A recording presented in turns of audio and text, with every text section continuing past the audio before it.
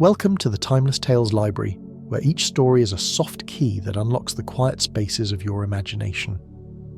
I'm Theodore, your host for the evening, and tonight I'll be sharing a gentle tale meant to calm your thoughts and carry you peacefully towards sleep. This haven of restful stories is brought to life by listeners like you.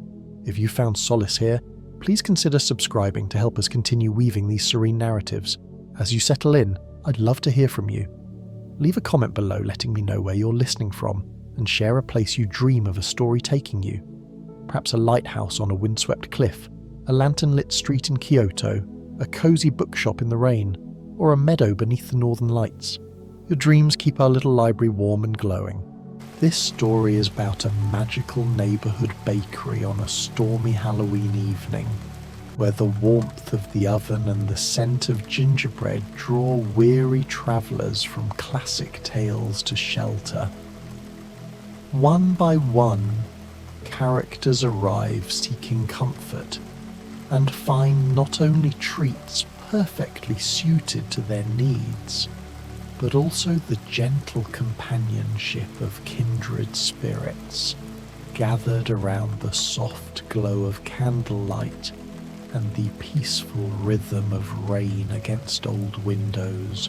Now, breathe slowly and let your mind drift, letting the day's worries fall away like petals from a gentle bloom. Tonight, you're stepping into the moonlit garden within the Timeless Tales Library. This hall opens onto a serene indoor garden, where books bloom like flowers along winding paths. Silver light filters from glass ceilings above, casting soft, calming shadows. The air carries the faint fragrance of night-blooming blossoms, and quiet streams murmur between shelves lined with stories of wonder and whimsy. Feel your body sink into your bed, your private seat within this tranquil garden. Relax your jaw, your shoulders, your fingers and toes. Let the gentle rhythm of the garden's night wrap around you, steady and soothing. Take a slow step along the winding paths of shelves. Let the stories of the moonlit garden drift into your imagination, carrying you gently into peace, curiosity, and dreamlike calm. A cozy, rainy day. The Gingerbread Man's Bakery. A Halloween evening sleepy story. The rain began just as the afternoon light faded into evening, and by the time the old street lamps flickered to life along Storybook Lane, the storm had settled into a steady, drumming rhythm against cobblestones and window panes.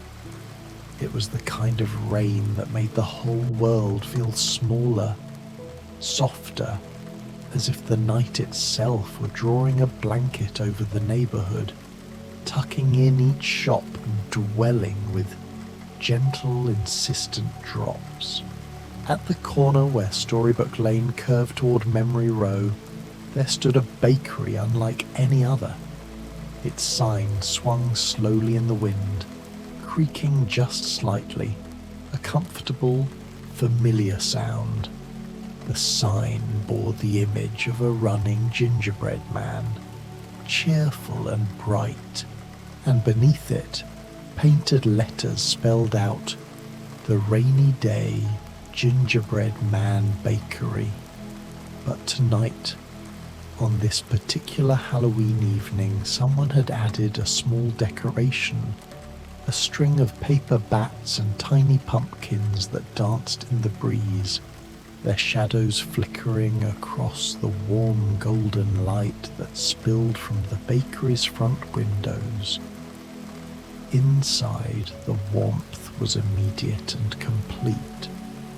The moment you crossed the threshold, leaving the chill of the storm behind, you entered a world of honey-coloured light and the most extraordinary fragrances: cinnamon and nutmeg, brown sugar caramelizing, butter melting into dough, and above all, that deep, spicy sweet scent of gingerbread baking to perfection.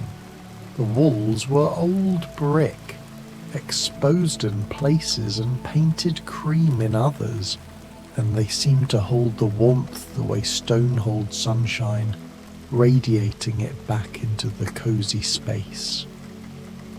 Along one wall, glass cases displayed the evening's treats. Gingerbread figures and creatures, spiced pumpkin scones with orange glaze, warm apple cider donuts, and ornate gingerbread houses with candy corn shutters and pretzel fences. For Halloween, there were special delights. Gingerbread men with candy hats, cats with licorice whiskers, and miniature story scenes, a pirate ship of spiced cookies, a marzipan garden cottage, a sugar-sailed vessel. Mismatched tables filled the room, each with a flickering lantern. In the back, a small fire crackled in an old stone fireplace beside two velvet armchairs the colour of autumn leaves. Books were everywhere, on shelves, in corners, beside the register, old volumes with soft pages and stories that seemed to linger in the air. Behind the counter, half hidden by steam and copper pots, the gingerbread man worked his quiet magic. Short and spry, apron dusted with flour, he shaped dough and brushed glaze with deft hands, humming old wordless tunes. Somehow, he always knew what each visitor needed before they did. The bell above the door chimed softly, its voice nearly lost in the sound of the rain, and a small figure stepped inside, shaking droplets from a simple woolen cloak. "Excuse me," came a gentle voice, touched with a Swiss accent that lilted like mountain streams. "Is this bakery open?" I saw the light and hoped. The gingerbread man appeared from behind the counter, wiping his hands on his apron, his round face breaking into a smile. Of course. Come in from the storm. You must be chilled through."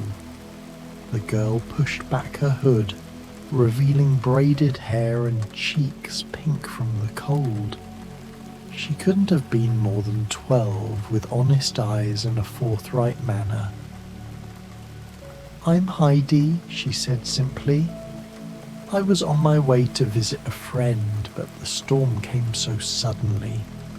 I've been walking for hours, and I saw your light. It reminded me of home, of my grandfather's cottage in the mountains when the snow would fall and everything felt safe and warm." "Then you've come to exactly the right place," the gingerbread man said, his voice warm as fresh bread. "Sit anywhere you like." "Would you prefer a table by the fire?" Heidi's face lit up. "Oh, yes, please, if it's not too much trouble." "No trouble at all. That's what the fire is for cold travellers on stormy nights." He gestured toward the armchairs, and Heidi moved towards them gratefully, her movements showing the weariness of long walking. She settled into the chair closest to the hearth, and immediately the warmth began to seep into her bones, melting away the chill that had settled deep during her journey through the rain. The gingerbread man disappeared briefly into his kitchen, and Heidi could hear the soft sounds of cups being arranged, liquid being poured, and then he returned carrying a tray. On it sat a large mug of something steaming. Hot apple cider, Heidi discovered, spiced with cinnamon and cloves and a touch of honey that made it taste like bottled sunshine, and a plate bearing something that made her gasp with delight. "Gingerbread chalets," the baker explained, setting the tray on the small table beside her chair with careful attention. "I thought you might appreciate them. See? Each one has a little sugar snow on the roof and candy flowers in the window boxes, just like the mountain cottages. And if you look closely, there's even a tiny sugar grandfather standing in the doorway of this one. The gingerbread buildings were perfect miniatures, each one slightly different, their spiced scent mixing with the cider's warm fragrance. The detail was extraordinary. Shutters made of thin gingerbread, doors with tiny icing hinges, even little paths made of crushed graham crackers leading to each entrance. Heidi's eyes grew bright with tears, the good kind, born of unexpected kindness, and the sweet ache of homesickness soothed. "They're just like home," she whispered, her voice catching. "How did you know?" The gingerbread man only smiled, a knowing, gentle expression that suggested he understood more than he said. "Sometimes we know things without knowing how we know them. Enjoy your treats, dear Heidi. Stay as long as you need. The storm will pass when it's ready, and until then, you're safe and warm here." Heidi wrapped her hands around the warm mug, feeling the heat seep into her palms, and took a small, reverent bite of one of the gingerbread chalets. The spice bloomed on her tongue, ginger and cinnamon and something else, something that tasted like comfort and memory and home all mingled together. She closed her eyes, listening to the rain's steady rhythm against the windows, feeling the fire's warmth on her face, and for the first time in hours, her shoulders relaxed completely. The tension she hadn't even realized she'd been carrying melted away like snow in spring sunshine. The bell chimed again, more urgently this time, and a blast of wind and rain swept into the bakery. The door banged open, and a figure stumped inside, moving with an uneven gait, leaning heavily on a crutch. Rain dripped from a long coat and a tricorn hat, and as the figure turned to push the door closed against the wind, Heidi saw the weathered face of a sea-worn man, his jaw set in determination, his eyes sharp despite the exhaustion that lined his features. "Blasted storm," the man muttered, securing the door with his free hand. Then he turned fully and seemed to notice where he was for the first time. His eyes, one sharp and calculating, the other softened by years of sun and sea and hard living, swept across the cozy interior, taking in the warmth, the golden light, the smell of baking that filled every corner. "Well now, this be an unexpected haven." "Welcome," the gingerbread man called from the counter, his voice carrying the same warmth he'd shown Heidi. Come in. You look like you've been battling more than just rain." Despite his weathered appearance and the rough edges that years of sailing had given him, the old pirate's face softened slightly when he saw the young girl. "Good evening, miss," he said, inclining his head with surprising gentleness. "I hope I'm not disturbing your peace." "Not at all," Heidi said warmly, with the mountain hospitality that came as naturally to her as breathing. "There's plenty of room, and storms are better faced together, don't you think?" Something in the girl's simple, honest welcome seemed to touch the old sailor in a place he thought had gone hard years ago. He made his way to a table near the fire, not right beside Heidi, but close enough for companionable conversation. and lowered himself into a chair with a sigh that spoke of aching joints, and long miles walked on cobblestones that were harder than any deck. The gingerbread man appeared with another tray, this one bearing a large tankard of something that steamed and smelled wonderfully of apples and rum and spices, and a plate arranged with several items that made Long John Silver pause and stare. Hot buttered rum punch, the baker explained, setting down the tankard with care.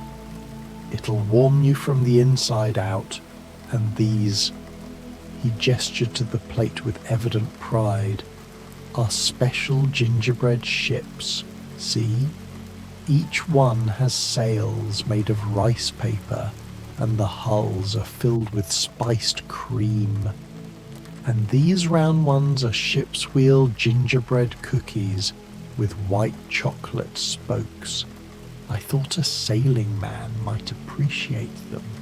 Long John Silver stared at the plate, then up at the baker, his weathered face showing genuine surprise. How did you... He stopped, shaking his head slowly. Never mind. I've learned not to question good fortune when it finds me, especially on a night like this. He picked up one of the gingerbread ships with surprising delicacy, his calloused fingers gentle with the delicate cookie craft, examining it with the eye of a man who knew vessels from stem to stern, who had sailed more seas than most men even heard of. "This be fine work," he murmured, genuine appreciation in his rough voice. "Reminds me of..." He paused, something wistful crossing his features, softening the hard lines that weather and worry had etched there. Of better days, perhaps, or at least different ones. Days when the sea was full of promise instead of just danger and distance. He bit into the cookie, and his eyes closed. The warmth of the ginger, the richness of the spiced cream, the way the rice paper sail dissolved like sea foam on his tongue. It was perfect, absolutely perfect. He took a long drink of the rum punch, feeling it warm him from the inside out, spreading through his chest like sunrise spreading across water. And when he set down the tankard, his shoulders had eased, and some of the hard lines around his mouth had softened into something approaching peace. "I never thought," he said quietly, almost to himself, his voice roughened by emotion, "that I'd find myself grateful for a storm in a bakery on a Halloween night. But here I am, and I'll not forget this kindness. There's not been much kindness in my life, if I'm honest, so when it comes, it means all the more." "You're welcome here," the gingerbread man said simply, with no judgment in his voice, only acceptance. All travellers are, no matter where they've been or what they've done.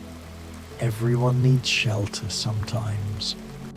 The rain continued its steady rhythm, becoming less of an intrusion and more of a lullaby, and for a while the bakery held just the two of them.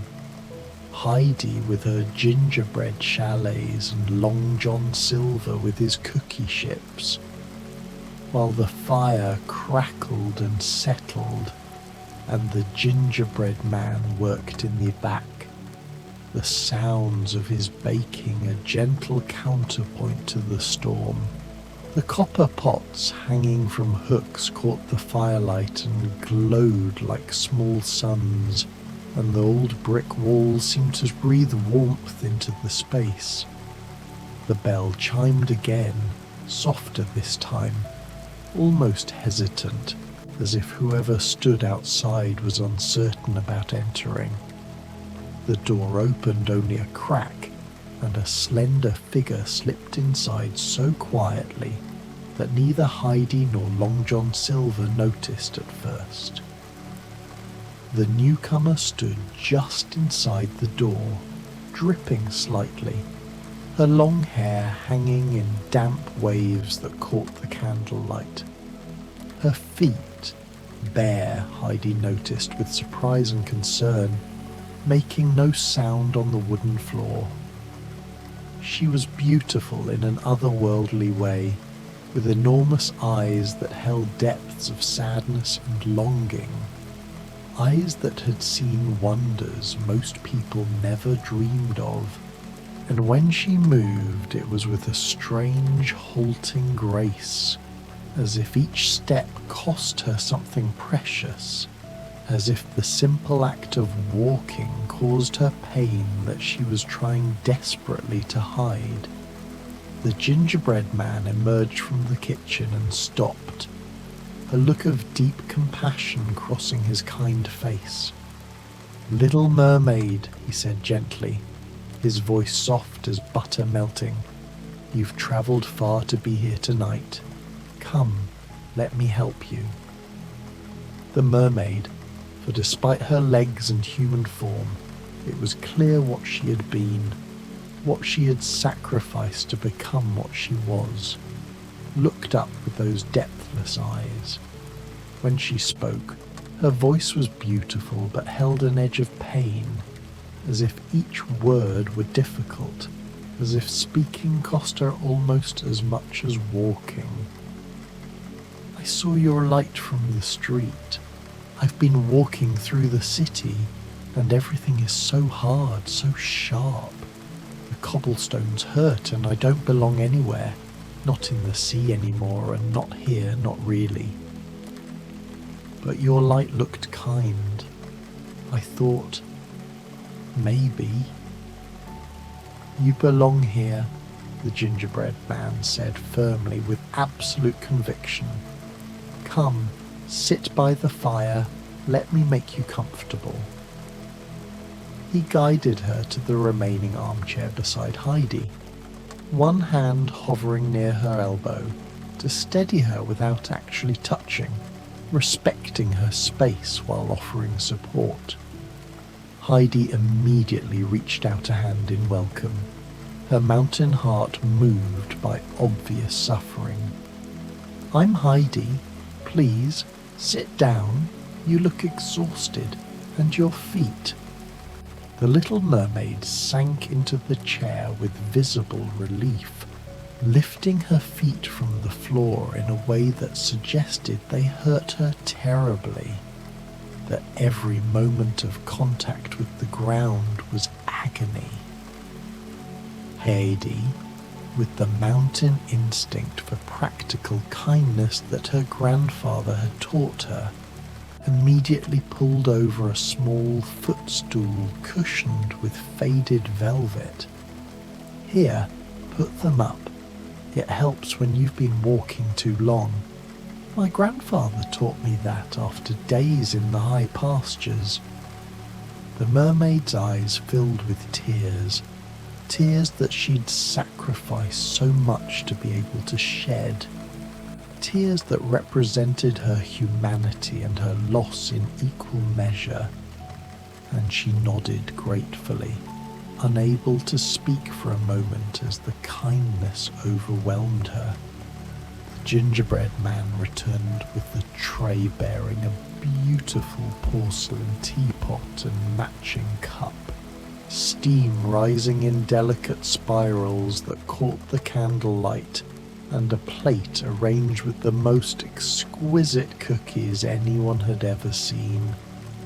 "This is a special chamomile tea," he explained, pouring the golden liquid into her cup with steady hands.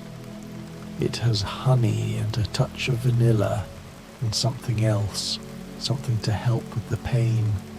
And these," he indicated the cookies with gentle pride, "are gingerbread mermaids and sea creatures. See? Each one is decorated to look like something from beneath the waves.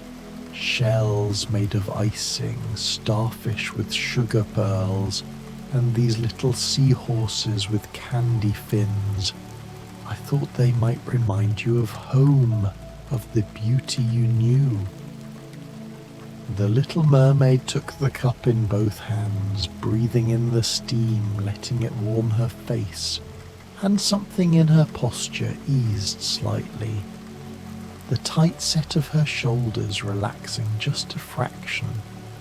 She looked at the cookies, each one a perfect echo of the world she'd left behind, rendered in ginger and spice and love, and a single tear traced down her cheek, catching the firelight like a diamond. "Thank you," she whispered, her voice breaking. "You don't know how much this means. To be somewhere where someone understands even a little, where I don't have to pretend it doesn't hurt, where I can just be." "I think I do know," the gingerbread man said softly, his voice full of understanding. "And you're safe here for as long as you need. Pain and all." Long John Silver, who had been watching this exchange with an expression of gruff sympathy, cleared his throat in that rough way sailors have. "There be many kinds of storms, miss," he said quietly, his voice gentler than anyone would expect from an old pirate. "Not all of them made of wind and rain. Some of the worst storms rage inside us, where no one else can see, but a warm hearth and a kind word help with them all I've found, whether the storm's outside or in." The little mermaid looked over at him and managed a small smile, fragile but genuine. "You're very kind. I didn't expect. I mean, you look like someone who's lived a hard life." That I have," Long John admitted, something like shame flickering across his face. "Not always a good life, if I'm honest. Made choices I'm not proud of, done things I wish I could take back, but that's what time and the sea teach you, that it's never too late to choose kindness, even if you've chosen otherwise before." Heidi poured the little mermaid more tea without asking, an effortless act of mountain hospitality that spoke of care and simple kindness. The little mermaid accepted gratefully, wrapping her hands around the warm cup and tasting a gingerbread mermaid. The spice was grounding, pulling her back from sorrow and anchoring her in this moment. The warm room, the kind people, the unexpected grace that had found her on the darkest night. Outside, wind rattled the windows and made the Halloween decorations dance, but inside, the warmth deepened, as if the bakery itself responded to those seeking shelter. The fire crackled, and the gingerbread man moved about his kitchen, pulling fresh cookies from the oven, their comforting scent wrapping around everyone like a warm embrace. The bell chimed once more, and this time the door burst open with the energy of youth barely contained. A boy tumbled in, shaking rain from his hair like a dog, his clothes damp, but his spirits apparently undampened by the storm or the wet or the late hour. "Whoo!" he exclaimed, pushing wet brown hair out of his eyes with both hands. "That's some storm. I was over on the river. I got a raft, you see, all made by myself with my hands. And I was planning to take her out tomorrow morning at first light. But then this storm blew up out of nowhere, and Aunt Polly sent word I'd better come back to town. and I was heading back when I saw this place. And I thought, well, Tom Sawyer, this looks like the kind of place that might have something good to eat, and my stomach's been growling something fierce. And he stopped, suddenly aware that he'd been talking non-stop in that way enthusiastic boys do, and grinned sheepishly at the assembled group. Sorry, I do that sometimes. Talk too much, Aunt Polly says. She's always telling me I could talk the ears off a cornfield. I'm Tom Sawyer, from St. Petersburg, Missouri, and pleased to make your acquaintance. Despite herself, despite the pain and the sadness she carried, the little mermaid smiled. A real smile this time, not just a ghost of one. Heidi laughed outright, charmed by the boy's irrepressible energy and honest enthusiasm. Even Long John Silver's mouth twitched upward, his weathered face crinkling with genuine amusement. Well now, young Tom Sawyer, the old pirate said, something almost fatherly in his rough voice. You've got the spirit of a sailor, talking like you're racing the wind. Come, sit yourself down. There's room here by the fire, and if you're from the river, I expect you know something about boats and water and the way they call to a person's soul. Tom's eyes lit up at finding someone who understood the call of water and adventure, someone who didn't think it foolish to spend hours drifting on a raft. He swung a chair around and straddled it, grinning. Oh, I know boats, sir. Me and Huck know the Mississippi like the back of our hands. Found islands, caves with treasure, seen the river in every kind of weather. Are you a sailing man?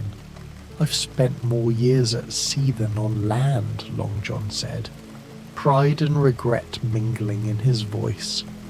From the Caribbean to the South Pacific, the Cape of Good Hope to ports I couldn't name. The sea's been my home, but I've never sailed the Mississippi. Oh, you'd love it, Tom beamed. It's wide and brown and full of secrets, shifting islands and sandbars, caves that run for miles, and at night, when the stars shine on the water, it's like floating in the sky. The gingerbread man appeared with Tom's order, a tall glass of cold milk and a plate of gingerbread cookies shaped like rafts with pretzel masts, fish with almond scales, treasure chests filled with candy coins, and jolly pirate men with icing skull hats. Oh, wow, Tom breathed, his eyes going wide with delight. These are the finest cookies I ever saw. Look at this little raft, it's just like mine, and the treasure chest's actually open. How did you do that? He bit into a gingerbread treasure chest and his eyes widened even further. And there's real chocolate inside. It's like finding actual treasure. This is amazing. His delight was infectious, spreading through the room like warmth from the fire. Heidi and the little mermaid exchanged smiles, and Long John Silver chuckled warmly, a sound that seemed to surprise him, as if he hadn't laughed genuinely in longer than he could remember. Tom's energy and enthusiasm seemed to brighten the already cosy room, adding a note of youthful joy to the evening's gentler, more reflective tones. So what brings all of you out on a night like this? Tom asked between bites of cookie, his natural curiosity bubbling up the way it always did. Are you travellers? Adventurers? What's your stories? I suppose we all are in our own ways, Heidi said thoughtfully, her honest mountain nature making her consider the question seriously. I was travelling to visit someone when the storm found me. Sometimes the best adventures are the ones we don't plan. And sometimes, the little mermaid added softly, we're all travelling towards something we hope to find, even when we're not sure what it is. I've been travelling since I left my home beneath the waves. Still travelling, still searching. Searching for what? Tom asked with innocent directness. The little mermaid was quiet for a moment, then said, I thought I knew once. Now I think maybe I'm just searching for a place where I belong, where the pain means something, where I can be both what I was and what I've become. Long John Silver nodded slowly. That's the truest thing I've heard in many a year. We're all searching for that, I think. A place to belong despite what we've been, what we've done, what we've lost. They were quiet for a moment, the weight of these truths settling over them like the softest blanket. But it wasn't an uncomfortable silence. The rain continued its gentle rhythm, and the fire crackled, and somehow the silence felt full rather than empty, pregnant with understanding rather than awkwardness. Tom, who couldn't bear silence for long, broke it with characteristic brightness. Well, I think you all belong here right now in this bakery on this Halloween night, and I'm glad I found you all. This is better than any adventure I could have planned. You're a wise boy, Heidi said warmly. Wise? Tom grinned. That's not what Aunt Polly says. She says I'm trouble with a capital T. Perhaps trouble and wisdom aren't as far apart as people think, the little mermaid suggested, something like humour lighting her sad eyes for the first time. The conversation softened, slowing like the rain. Heidi spoke of her mountains, her grandfather, goats and moonlit snow. Tom told of the river, of Huck, and the freedom of drifting with no one to answer to. The little mermaid spoke of the sea, its depths, currents, and whale songs. And though pain flickered across her face, the telling eased her. Long John Silver shared tales of distant ports, storms survived, treasures found and lost. He left out darker deeds, but they sensed them, as all true stories hold both light and shadow. The gingerbread man moved quietly among them, refilling cups, bringing treats, gingerbread men with pumpkin faces, tiny pumpkin tarts, apple cider cookies that crumbled sweetly. He said little, but his presence was a comfort, a promise of safety and warmth. The evening deepened, the rain hushed to a whisper, the fire glowed low and steady. Outside, carved pumpkins smiled from porches, their candlelight faces beaming like gentle guardians in the dark. Tom stifled a yawn, then grinned apologetically. Sorry, all that walking and then all this warmth, it's making me sleepy. Me too, Heidi admitted. But it's the good kind of sleepy, the kind where you feel safe and content. I haven't felt this peaceful in... The little mermaid paused. In longer than I can remember, maybe ever. Long John Silver stretched carefully, mindful of his leg. There's a peace here that's hard to find in the old world. The gingerbread man has created something special in this place. As if summoned by his name, the baker emerged from the kitchen one final time, carrying a tray that held something that made them all lean forward with wonder. On it was a gingerbread creation, a house decorated as a tiny version of the bakery itself, complete with little sugar windows glowing with candied yellow light, a sign made of icing declaring it to be the Rainy Day Gingerbread Man Bakery, and tiny figures arranged around it that looked remarkably like each of them. "For all of you," he said softly, his voice warm as the fire itself, "for sharing this Halloween evening together, for bringing your stories and your kindness to my bakery.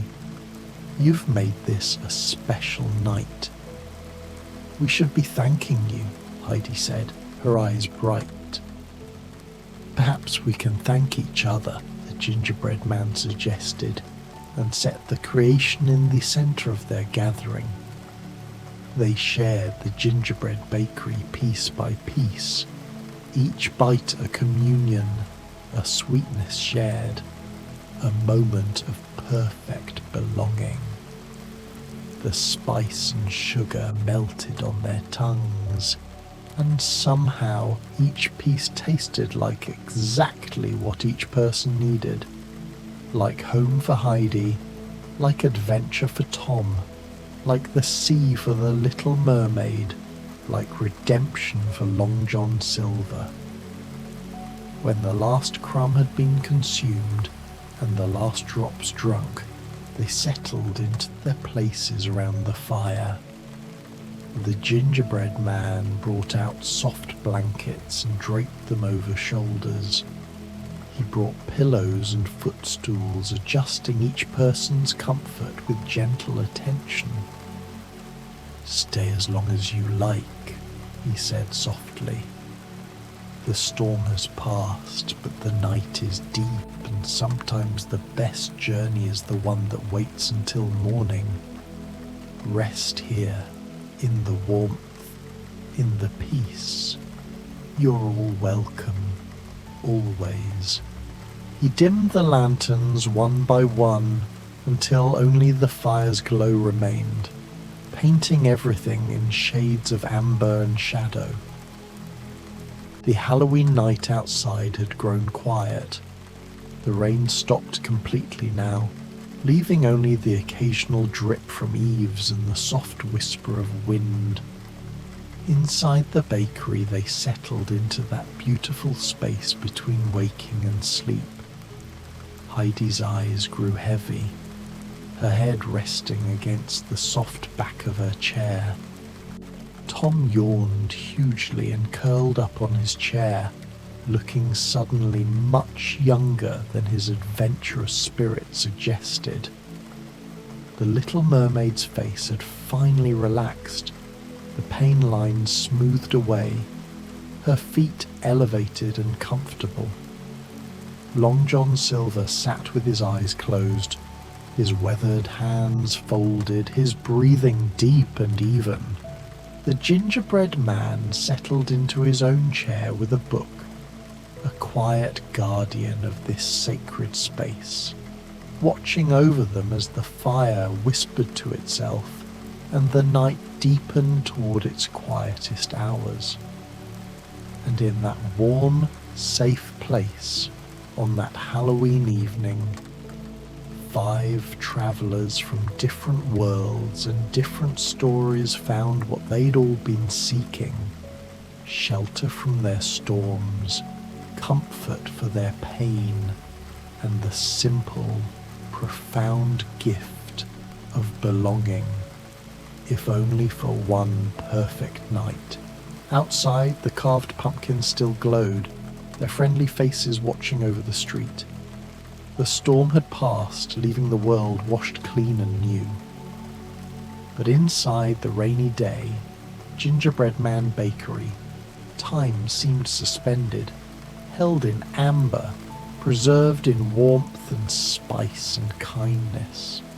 And as they drifted towards sleep, each one of them held safe by walls and warmth and welcome, they knew they would carry this night with them always. This unexpected haven, these unlikely friends, this perfect moment of peace on a Halloween evening when the rain brought them all home.